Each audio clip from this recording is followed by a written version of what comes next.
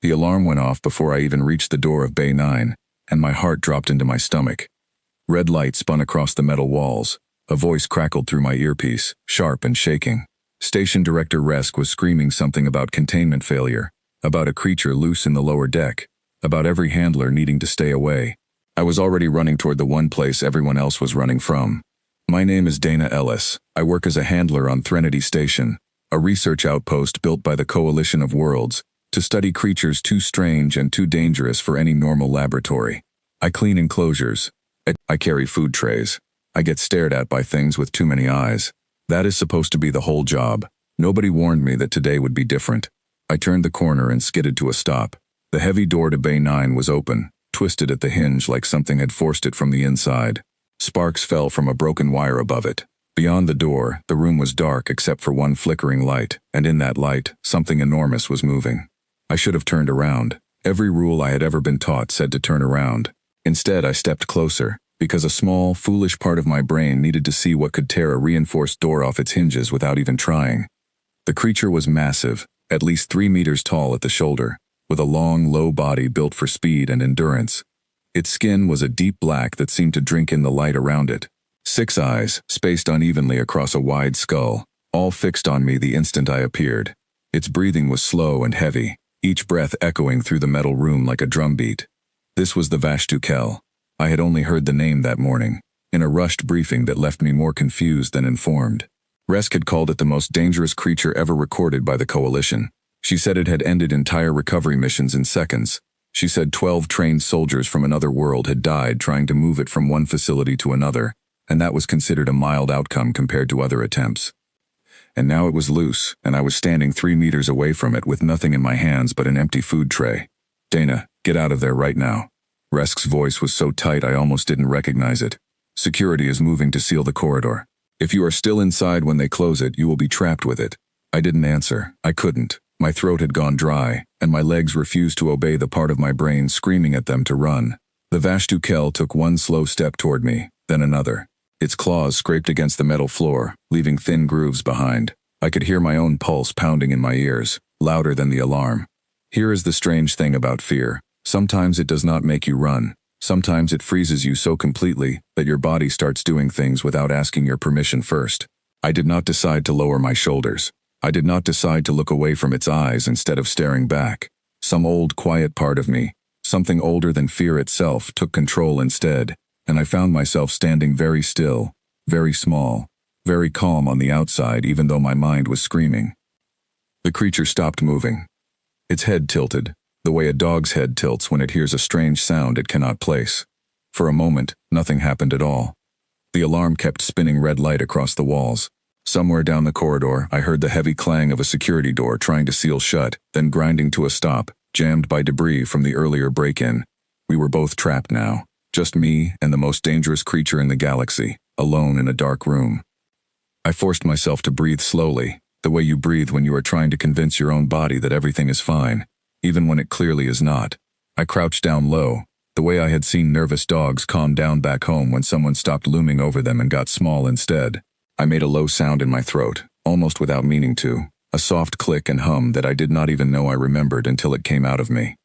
The Vashtukel's ears, or the strange ridges where ears should be, flattened against its skull. Then, to the disbelief of everyone listening through my earpiece, the creature lowered itself to the floor and rolled onto its side, exposing its throat and belly, the exact posture an animal uses when it wants you to know it means no harm. There was silence over the comm. Real silence, the kind that feels heavier than noise. "Explain what you are seeing," Resk finally said, her voice barely above a whisper. "Explain it now, Dana, because what I am seeing on the monitor should not be possible." I did not have a full explanation. What I had was a guess, formed in the middle of the most frightening moment of my life. Every other species in the Coalition had approached this creature with fear, and fear had been answered with violence, because that is exactly how a wild predator understands fear. It sees hesitation and weakness, and it reacts the way any hunter reacts to weakness. But humans had spent thousands of years living beside creatures with sharp teeth and powerful bodies, slowly turning some of the fiercest hunters on our own world into companions who slept by our fires. That kind of history does not disappear. It waits quietly inside us, ready for the moment we need it most. I reached out my hand, slowly, and rested it against the side of the creature's massive jaw. Its skin was warm, rougher than I expected, almost like stone that had been left in the sun. A long, segmented tail thumped once against the floor. That single sound changed everything. Within an hour, security finally cleared the jammed corridor and rushed in with weapons raised, only to find me sitting calmly beside a resting Vashtukel, its enormous head resting near my knee like an oversized, exhausted dog. Nobody lowered their weapons at first. I had to shout at them twice to stand down before they finally believed what they were seeing. Resk arrived a few minutes later, moving carefully, keeping a wide distance from the creature even though it had not moved an inch since I had touched it. Her antennae were trembling, and for the first time since I had met her, she looked completely lost for words. "This animal ended an entire recovery team on Velkara Station," she said quietly. "It broke through reinforced containment twice in the last decade alone, and it is lying on the floor like a pet." "I don't think it wants to hurt anyone," I said. "I think it wants to know if it has to." She looked at me like I had grown a second head, then called for a full medical and behavioral team to document everything. Within a day, the story had spread across the entire station, and within a week, it had spread across half the coalition. A human, alone and unarmed, had calmed down the single most dangerous creature ever recorded, using nothing but instinct and patience. Not everyone was pleased. 3 days after the incident, a diplomat from the Voss Empire arrived on Threnody Station, demanding access to the creature and to me. His name was Commander Aldrich Byrne, though I quickly learned that his rank meant very little outside his own military, and that his politeness barely covered something colder underneath. "You have discovered something valuable," he said, standing just outside the observation glass of Bay 9, watching the Vashtukel sleep peacefully on the other side. "A weapon that answers only to a human hand.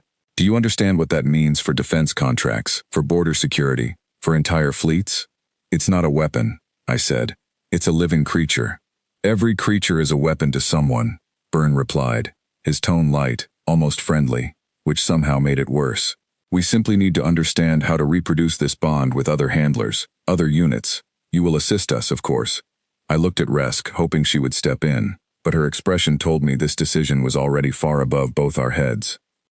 Over the next 2 weeks, I was moved from cleaning enclosures to something closer to full-time research, working alongside a small team assigned by the Coalition Council to understand exactly what had happened in that dark, alarm-filled room. Among them was a young researcher named Priya Nandakumar, who spent hours recording every twitch of the Vashtukel's tail and every shift in its breathing whenever I entered the bay.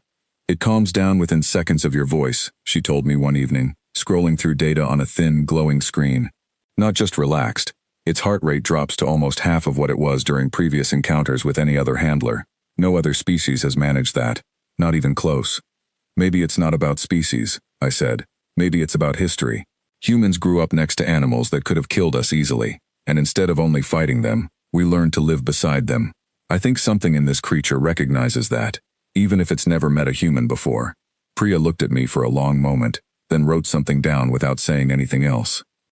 Meanwhile, Byrne grew more insistent by the day. He requested full behavioral files, genetic samples, even recordings of my voice, claiming it was necessary to study the bond scientifically. Resk resisted as much as she could, citing safety concerns and incomplete research, but the pressure from higher coalition offices kept increasing. Rumors began moving through the station that a second Vashtukel had already been captured elsewhere, and that Byrne wanted to test whether the same calming effect could be forced artificially, without waiting for trust to develop naturally. That thought alone kept me awake at night.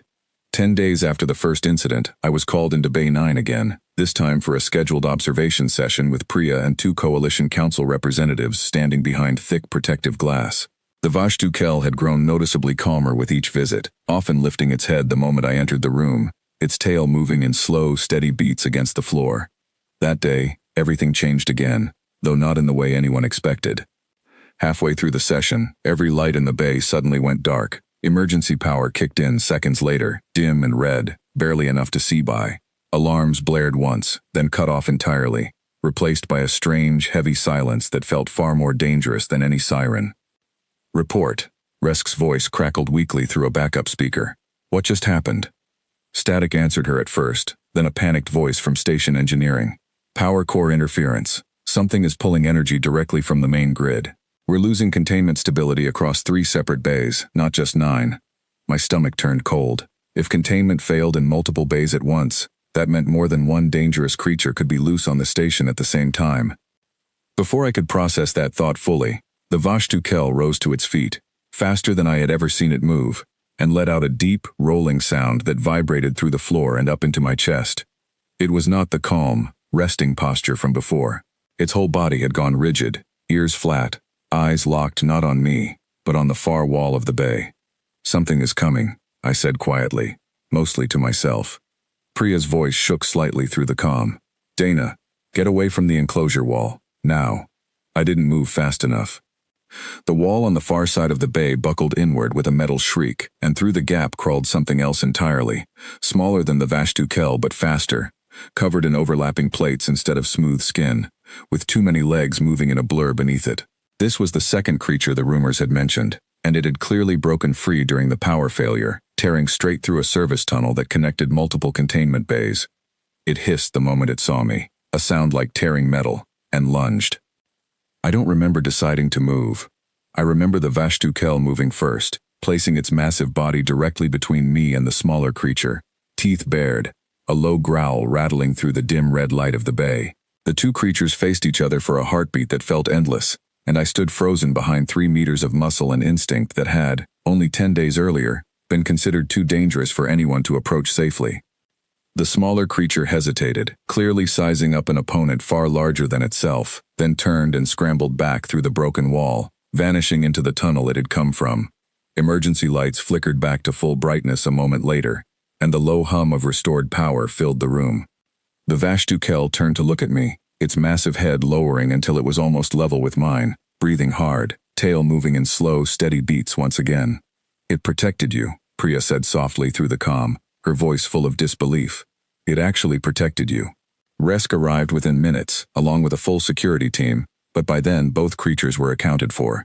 The smaller one was recaptured further down the tunnel, exhausted and disoriented from crawling through narrow service corridors, while the Vashtu-Kel remained calmly beside me, as if nothing unusual had happened at all.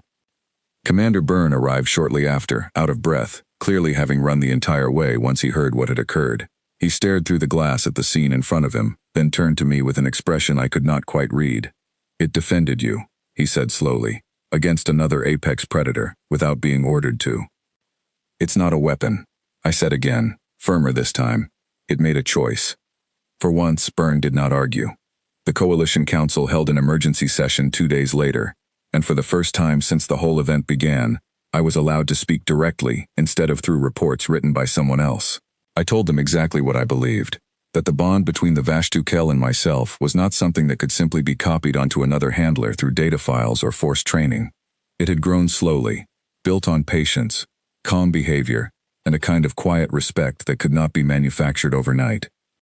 Byrne pushed back at first, insisting that further creatures could still be captured and studied for military use, but the events in Bay 9 had shaken enough council members that his proposal lost most of its support. Instead, the council agreed to something far different, a new program focused on understanding these creatures through patient observation rather than forced control, led jointly by human handlers and coalition researchers working together. Resk was placed in charge of the new program, much to her own surprise, and she requested that I stay on as lead handler, a request I accepted without hesitation. A month later, the council approved a small trial to test whether the same approach could work with a different handler and a different creature, and I was asked to oversee it personally. The volunteer was a young man named Callum Doyle, newly transferred from a supply division, eager to prove himself but visibly nervous about stepping anywhere near a containment bay. The creature chosen for the trial was not the Vashtu-Kel, but a smaller predator called a Koran, native to a distant ice world, known for sudden bursts of speed and a temper that had injured 3 previous handlers before it arrived at Threnody Station. It paced constantly behind its enclosure glass, snapping at shadows, refusing food from anyone who came too close too quickly. "Just breathe," I told Callum, standing beside him outside the enclosure. "Don't stare at it directly. Let your shoulders drop, don't make yourself bigger, and don't make yourself smaller either. Just be still." Callum nodded, though his hands were shaking slightly as he reached for the small food tray beside the door. The Koran noticed him the moment the door opened, its head snapping toward him, a low snarl building in its throat. Callum froze halfway through the doorway, and for one terrible second I thought the trial would end exactly the way Byrne had once hoped it wouldn't, with panic answered by aggression. "Look at the floor," I said quietly through his earpiece. Not away like you're scared, just calm, like it isn't worth staring at. He did, lowering his eyes slowly, letting his shoulders sink, standing very still despite every instinct clearly telling him to run. The Corin's snarl faded into a confused, uncertain sound. It took one hesitant step forward, sniffed at the tray in his trembling hand, then, to the quiet astonishment of everyone watching through the monitors, sat back on its haunches and waited. Callum let out a breath so loud I heard it clearly through the comm, followed by a shaky, disbelieving laugh. It worked, Priya whispered beside me, staring at the readings on her screen. His heart rate was through the roof, and the Corin still calmed down. This isn't just about you, Dana. It's a method. It can be taught. Byrne, who had insisted on observing the trial despite his earlier defeat at the council session, said nothing at all, watching through the glass with an expression somewhere between disappointment and reluctant respect. Word of Callum's success spread almost as quickly as my own encounter had, and within days, 3 more volunteers had requested training under the new program.